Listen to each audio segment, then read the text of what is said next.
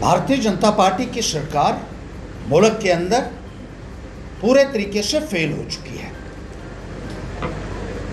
और सिर्फ ईडी का और सीबीआई का इस्तेमाल करके अपनी सत्ता को चलाने की कोशिश कर रही है। ऐसा लगता है कि मुल्क के अंदर भारतीय जनता पार्टी की ईडी और सीबीआई के साथ कोलिशन सरकार चल रही है। जिस तरीके से इन अदारों का अब्यूज़ किया जा रहा है वो संविधान के साथ एक बहुत बड़ा खिलवाड़ है, जमहूरियत के साथ एक बहुत बड़ा मजाक है। दिल्ली के अंदर सत्येंद्र जैन जी, जिन्होंने एक मिसाल पैदा की,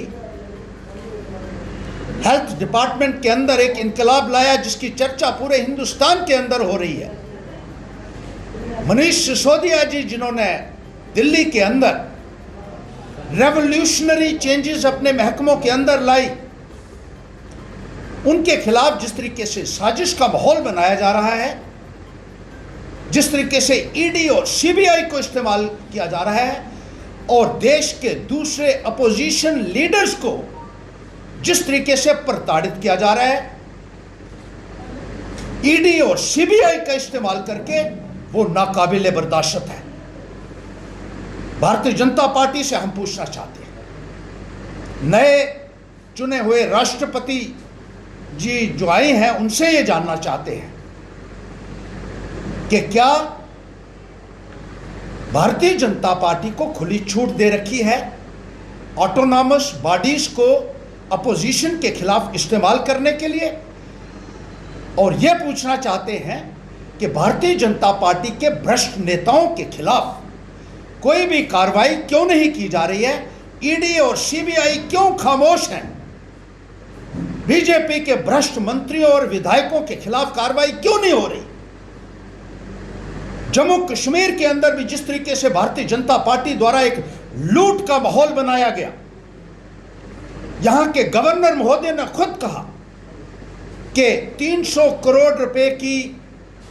रिश्वत उनको ऑफर की गई थी। उन्होंने यह भी कहा था एक पावर प्रोजेक्ट की कीमत 35% बढ़ाकर 100 करोड़ रुपया रिश्वत का ऑफर किया गया था हाइड्रो प्रोजेक्ट को क्लियर करने के लिए। वहां इंक्वायरी कुछ अफसरों के खिलाफ शुरू की गई, लेकिन जो बीजेपी के नेता उस महकमे को चला रहे थे, जो मंत्री उस महकमे को चला रहे थे, उनको अभी तक क्लीन चिट कैसे दी गई है, उनको क्यों नहीं पूछा गया। उन्हीं गवर्नर महोदय ने, सतपाल मलिक जी ने यह भी कहा था कि बहुत सारे ऐसे नेता हैं जिन्होंने दिल्ली के अंदर, बम्बे के अंदर और विदेशों में अपने महलनुमा बंगलोज बनाए हुए हैं, उनके ऊपर कोई कार्रवाई नहीं हुई। जब डिमोनेटाइजेशन हुआ तो एक मंत्री के बारे में यह कहा गया था कि उस करोड़ों रुपए उसकी गाड़ी से बरामद हुए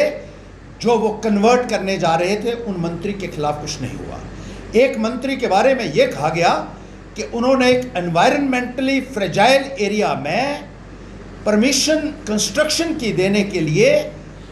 करोड़ों रुपया की रिश्वत ली, उनके खिलाफ कोई कार्रवाई नहीं हुई। बीजेपी के मंत्रियों ने जम्मू कश्मीर में स्टेट लैंड्स के ऊपर कब्जे किए हैं, फॉरेस्ट लैंड्स के ऊपर कब्जे किए हैं, जेडीए लैंड्स के ऊपर कब्जे किए हैं, डिफेंस लैंड्स के ऊपर कब्जे किए हैं। ईडी और सीबीआई कहां है, क्यों उनको नहीं पूछा जा रहा है, एक बहुत बड़ा प्रश्न है। भारतीय जनता पार्टी के नेताओं ने इलीगल स्टोन क्रशर्स चलाए हुए हैं जो सुप्रीम कोर्ट की गाइडलाइंस को वायलेट कर रहे हैं। भारतीय जनता पार्टी के नेताओं ने इलीगल ब्रिक किलन्स चलाए हुए हैं, उनको पूछने वाला कोई नहीं।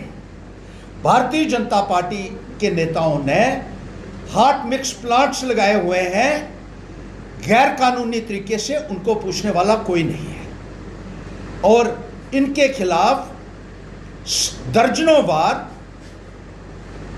कंप्लेंट्स हुई है। गवर्नर महोदय ने खुद कहा कि भारी पैमाने के ऊपर J&K बैंक की भर्तियों में धांधली की गई और 3000 नौजवानों को बैकडोर से J&K बैंक में भर्ती किया गया बीजेपी पीडीपी की सरकार ने। मुझे ये हैरानगी होती है कि जब केस सीबीआई को गया तो उसमें कहा गया था सिर्फ पीडीपी के नेताओं ने ये किया है। बीजेपी के नेताओं ने जिन लोगों को लगाया है वो भी हमारे पास लिस्टें हैं, लेकिन बीजेपी को जिस तरीके से खुली छूट दी जा रही है लूट खसूट करने के लिए और उनको इम्यूनिटी दी जा रही है ईडी और सीबीआई द्वारा, ऐसा लगता है कि मुल्क के अंदर हुकूमत भारतीय जनता पार्टी अकेले नहीं कर रही है, बल्कि ईडी और सीबीआई के साथ एक गठबंधन सरकार जो है वो भारतीय जनता पार्टी की चल रही है, जो संविधान का सबसे बड़ा उल्लंघन है। इन भारतीय जनता पार्टी के नेताओं के खिलाफ कार्रवाई होनी चाहिए। हम सुप्रीम कोर्ट से अपील करना चाहते हैं, जुडिशरी से अपील करना चाहते हैं कि एक जुडिशियल प्रोब होना चाहिए, क्योंकि एजेंसीज के ऊपर से लोगों का भरोसा पूरी तरीके से उठ चुका है। और ये जो गठबंधन सरकार ईडी सीबीआई और भारतीय जनता पार्टी की चल रही है, इसका पर्दाफाश जो है वो किया जाना चाहिए और इन बीजेपी के नेताओं के खिलाफ जो भ्रष्टाचार में संलिप्त हैं उनके खिलाफ सख्त से सख्त कार्रवाई की जानी चाहिए।